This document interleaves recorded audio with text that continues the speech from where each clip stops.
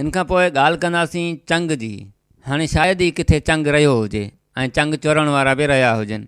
बज़ाहिर त ईअं लॻे थो त चंग ऐं चंग वॼाइण वारा जिथे किथे मौजूदु आहिनि, पर जॾहिं ॻोल्हा कजे थी त उन संगीनी जो अहसासु थिए थो त शयूं कीअं असांजे अॻियां ॾिसंदे ॾिसंदे ई कंहिं प्यारे जीअं पंहिंजो वजूदु विञाए वेहनि थियूं।